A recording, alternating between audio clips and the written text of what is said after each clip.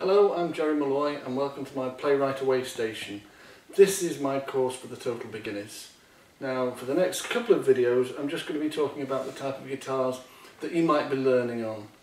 To begin with, there are three different types of guitar, basically speaking. The first and probably the most affordable is what they call a classical guitar. Its main difference really is that the strings are made of nylon. So the strings, as you can see, we've still got 6 strings. It's still tuned in exactly the same way. The first 3 strings at the bottom here look like they're made of plastic, some people normally say, but they're actually made out of nylon. It's the same kind of material that you get on a fishing rod, fishing line, or on a tennis racket. That's the kind of stuff that it is. The next 3, the 4th, 5th and 6th strings are still made of nylon, but they've got wire wrapped round them to make them deeper sounding. So the first string obviously is nearest the floor, the 2nd, 3rd, 4th, 5th and 6th. You can tell they go deeper as they get to the top, but nylon strings tend to sound a little bit more mellow, if anything.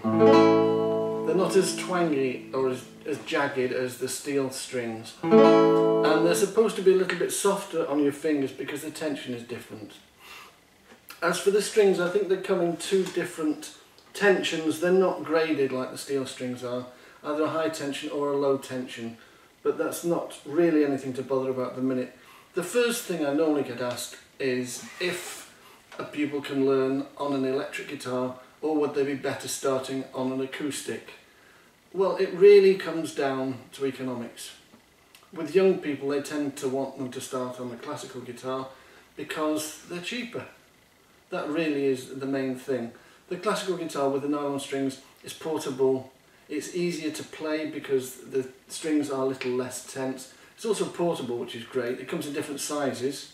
So this is a normal size Spanish guitar.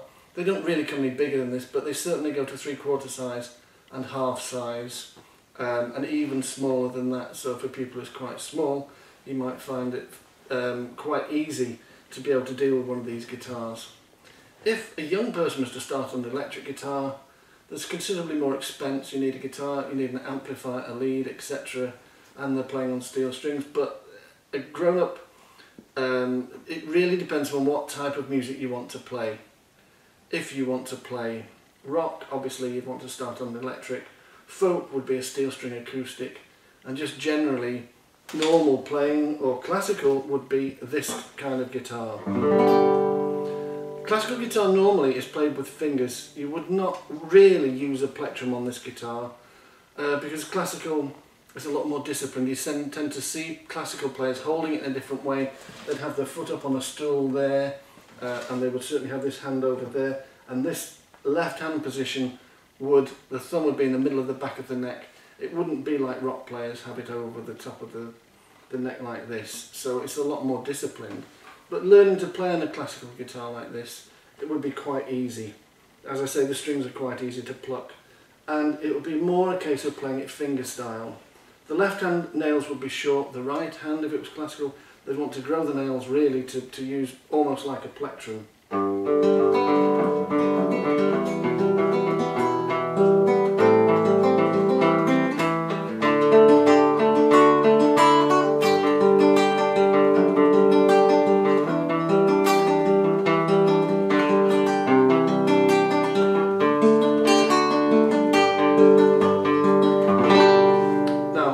Bridging my little finger there on what would be just the body of the guitar while these fingers did the picking, so I get that sort of sound.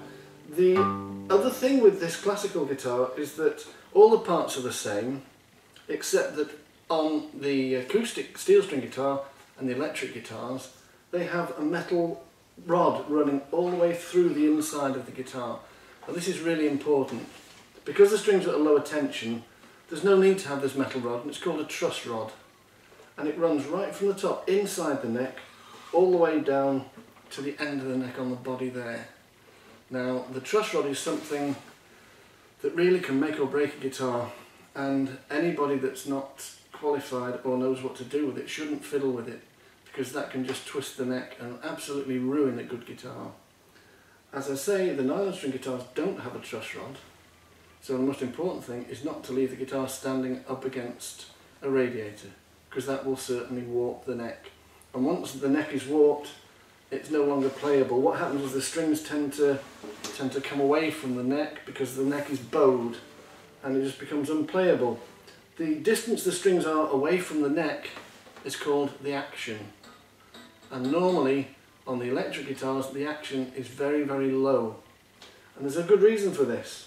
On an acoustic guitar, the only way that I can make it louder is by plucking it harder or hitting it harder. That being the case, the strings need a certain amount of width or a certain amount of clearance on the neck so that they can vibrate. If the action is a lot lower, if I hit it harder, the strings are going to hit the neck and deaden. So that's the thing. These guitars have a higher action, which means that you need to push the guitar strings down a little bit further to reach the frets on the neck.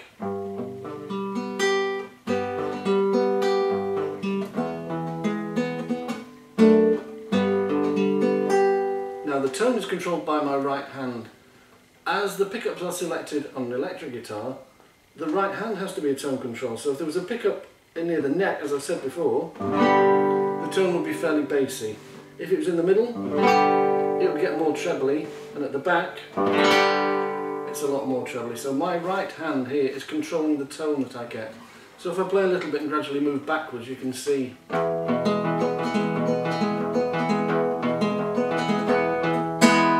sounds quite bassy. If I do the same thing in the middle,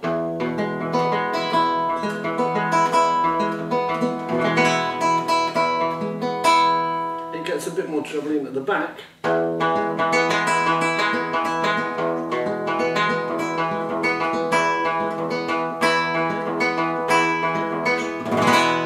quite a bit more trebly. The tuning's the same as the other guitars, but as I say, it's a lot more easier on your fingers to play.